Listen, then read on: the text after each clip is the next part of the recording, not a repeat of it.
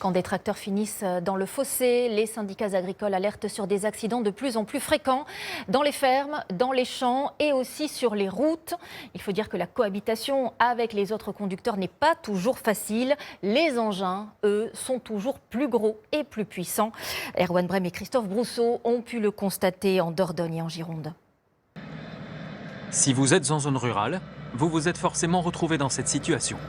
Au pas, derrière un tracteur, à attendre le bon moment pour doubler. Il faut peut-être être plus prudent lorsqu'on double, parce qu'effectivement ils sont beaucoup plus larges, comme un semi-remorque qui prend une grosse partie de la route, quoi. De toute façon, il ne faut pas prendre de risque à doubler n'importe où dans les virages, comme on le voit trop souvent. Il faut prendre son mal en patience, tout simplement. Aujourd'hui, les gens ne sont pas patients, donc... Il n'y a pas d'exception dans le code de la route. Il est interdit de doubler un tracteur en franchissant la ligne blanche continue, même si celui-ci roule à 20 km/h. Selon des syndicats agricoles, les accidents seraient de plus en plus fréquents sur la route, mais surtout dans les exploitations. 110 décès dus à des accidents du travail l'an dernier chez les agriculteurs. Il faut dire que les tracteurs sont de plus en plus puissants. C'est un tracteur vraiment dernier cri, qui est nécessaire parce qu'on passe des fois des journées de 12 à 15 heures dedans.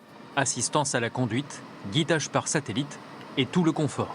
C'est une machine un petit peu imposante, on fait 13 tonnes sur les petites routes communales, comme ça on prend toute la largeur. Donc quand on se croise, il faut forcément se garer à un endroit. Il y a des fossés sur le bord de la route, dès que c'est humide on a tendance à glisser, il faut être hyper vigilant. Ces exploitants ne mettent pas ce type de tracteur entre toutes les mains. À 16 ans, j'avais un tracteur, il faisait 80 chevaux, voilà, je conduisais à 28 km/h. Voilà, maintenant, les jeunes de 16 ans, ils ont le droit de conduire ça, hein, donc ça roule à 40 km/h. On est intransigeant, donc il faut qu'ils fassent attention, il ne faut pas qu'ils roulent trop vite, voilà, c'est important. Pour éviter les risques, des centres de formation agricole mettent des simulateurs à disposition des futurs tractoristes. On voit qu'il y a une caméra 360 comme sur les voitures modernes. Et il vaut mieux ne pas rouler trop vite. Sur les ronds-points, en fait, au-delà de 12 km/h, la machine se déséquilibre, elle peut chuter. S'il y a une voiture à côté, on l'écrase assez rapidement, parce que ça fait presque 10 tonnes une machine à manger. Première formation de tractoriste dédiée au milieu viticole. Pendant 14 mois, les apprentis apprennent les bons gestes. C'est vraiment une attention de tout instant, hein. Vous pouvez commencer à 5h30 du matin et finir à 19h.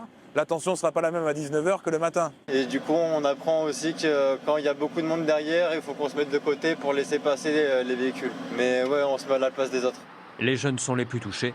15% des accidents du travail ont lieu dans les 3 mois qui suivent l'arrivée en entreprise.